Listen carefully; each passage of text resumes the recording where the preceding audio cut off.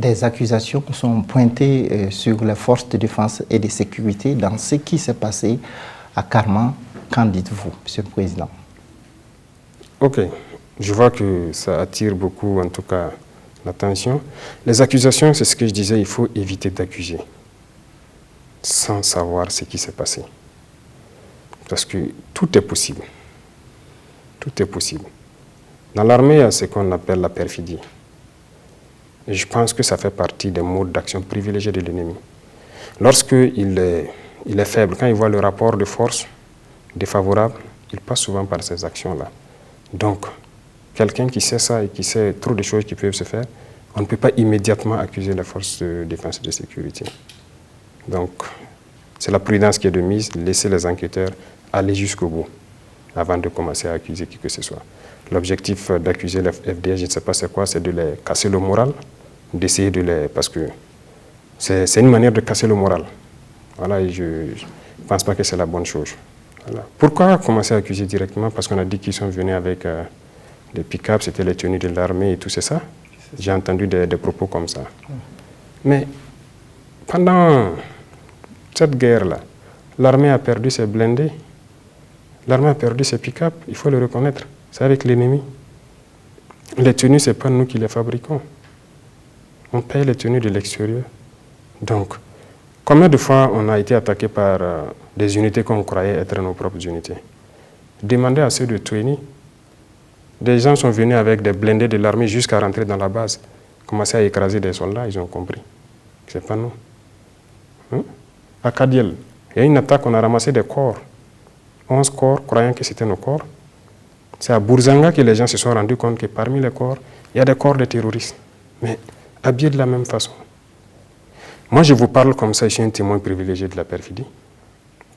Le 14 avril 2018, si je ne me trompe, vous pouvez fouiller Internet, il y a eu une très grande attaque à Tombouctou contre la base de la MINUSMA. Je pense que c'est l'une des plus grandes attaques. Lors de cette attaque, la base est grande. Il y a beaucoup de contingents, et la force est là. Mais l'ennemi a usé de la perfidie.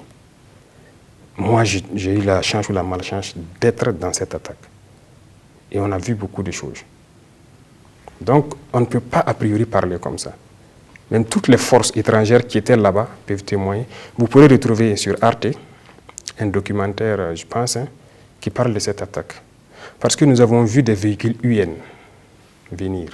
Mais ceux qui étaient dans le véhicule avaient notre tenue, avec des casques bleus. Mais comme on était sous le feu, le mitrailleur a mitraillé le véhicule. Il l'a arrêté.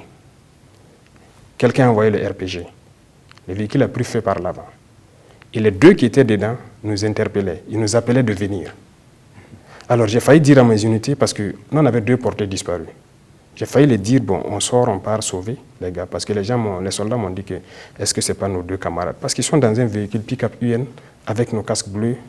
Bon, on doutait. Mais le feu montait déjà sur la cabine. Moi, j'ai dit, non, patientez. Bon, à l'étape où ça est, j'ai dit, même si ce sont nos camarades, ce sont des dommages collatéraux. Le mot collatéraux n'est pas fini dans ma bouche. Je me suis retrouvé à me réveiller sous la terre et j'ai vu juste un cercle noir dans le ciel. Le véhicule était piégé. Bourré d'explosifs, il a explosé en fait. Pendant ce même combat, un autre véhicule est passé par le checkpoint. Un véhicule donc immatriculé FAMA, un pick-up, mais avec des forces qui semblaient être des forces françaises, de Barkhane. Des gens à la peau blanche, avec tout, la tenue française, les écussons de l'armée française, ce qui donc a fait que les soldats ont soulevé la barrière. Parce qu'ils se sont dit que c'est une unité amie qu'ils ont recueillie. Ils ont roulé tranquillement jusqu'à la porte de Barkhane. Tout le monde connaît cette histoire. Et lorsqu'ils sont arrivés, ils ont débarqué. Je pense que des soldats sont venus pour ouvrir, pour voir ce qu'ils étaient. Et le véhicule a explosé. Plusieurs soldats de Barkhane ont été blessés. Et j'espère qu'ils se sont bien rétablis. Donc, sur le terrain, nous connaissons l'histoire de cette guerre.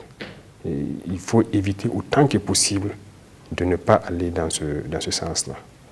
Donc, on attend que les enquêtes finissent pour dire qui était là-bas, qui a fait quoi. Voilà, donc c'est des exemples, il y en a plein, vous pourrez vous renseigner.